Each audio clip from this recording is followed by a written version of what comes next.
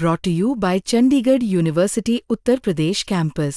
Scholarship से सपने की नई राह देने वाली चंडीगढ़ यूनिवर्सिटी अब उत्तर प्रदेश कैंपस में भी बिखेरेगी उम्मीदों की रोशनी, क्योंकि हमने भारत से सीखा है। इटावा के कथावाचक कांड को लेकर धीरे धीरे सभी पार्टियां अपना रुख साफ कर रही हैं। सबसे पहले अखिलेश यादव, जो कि समाजवादी पार्टी के राष्ट्रीय अध्यक्ष हैं, उन्होंने यादव कथावाचकों के साथ प्रेस कॉन्फ्रेंस की और उनका सम्मान किया और प्रभुत्ववादी लोगों के खिलाफ एक तरीके से ऐलान भी किया और भारतीय जनता पार्टी को घेरा भी।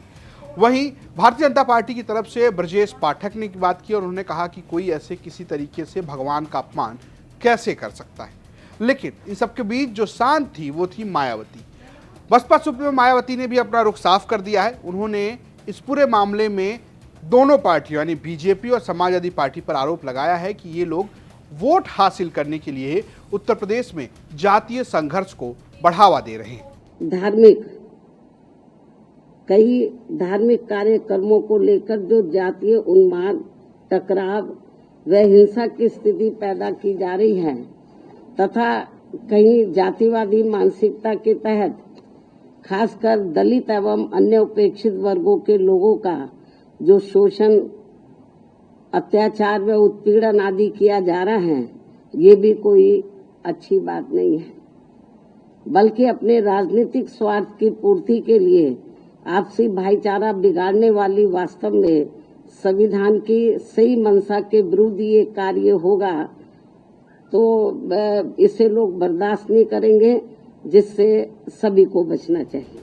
मायावती ये भी अपील कर रही है कि वोट के लिए ऐसा नहीं किया जाना चाहिए और उन्होंने कहा कि खासकर दलित और अन्य पिछड़ा जातियों के साथ धार्मिक भेदभाव किया जा रहा है।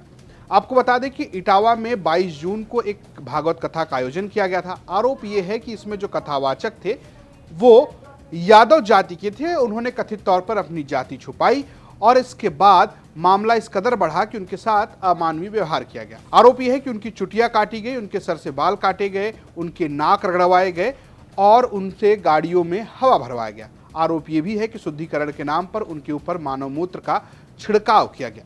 इसके बाद यादव संगठन सक्रिय हो गए और अहिर रेजिमेंट नाम का एक संगठन वहां पर प्रोटेस्ट करने पहुंचा और ये प्रोटेस्ट संघर्ष में बदल गया। वो ब्राह्मण गांव पर चढ़ाई करते नजर आए और इस संघर्ष में पुलिस के साथ पत्थरबाजी भी हुई, पुलिस की गाड़ियां भी टूटी और पुलिस को हवाई फायरिंग भी करनी पड़ी। फिलहाल इस मामले में एक तरफ कथावाचकों के ऊपर एफआईआर दर्ज कराई गई है षड्यंत्र और नाम छुपाने को लेकर, वहीं एक महिला रेणु तिवारी जिनके ऊपर आरोप यह है कि वो जातिगत गालियां देकर भावना भड़का रही हैं, उनके ऊपर एफआईआर दर्ज कराई गई है, उनके ऊपर मामला दर्ज किया गया है। वहीं जो एफआईआर कथावाचकों की तरफ से दर्ज कराया गया है उसमें 4 लोगों के खिलाफ नामजद एफआईआर है और वो चारों गिरफ्तार कर लिए गए। इसके अलावा इस पूरे संघर्ष में जब अहिर रेजिमेंट और पुलिस के बीच में संघर्ष हुआ तो उसमें गगन यादव, जो कि इस अहिर रेजिमेंट के बताए जा रहे हैं, एक तरीके से इन्होंने बुलाया था लोगों को सोशल मीडिया के जरिए, उनके ऊपर 20 लोगों के ऊपर नामजद और 150 लोगों के ऊपर अज्ञात, जो 150 अज्ञात लोग हैं उनके ऊपर एफआईआर दर्ज कराई गई है। फिलहाल ये मामला ना सिर्फ क्राइम के तौर पर बढ़ रहा है बल्कि राजनीतिक तौर पर भी ये खूब चर्चा में है। ये एक तरीके से उत्तर प्रदेश में अगड़ा बनाम पिछड़ा का रूप लेता नजर आ रहा है। फिलहाल मायावती इसमें तटस्थ नजर आ रही हैं। आपकी अपनी क्या राय है, कमेंट बॉक्स जरूर बताएं। देखते रहिए यूपी तक। नमस्कार।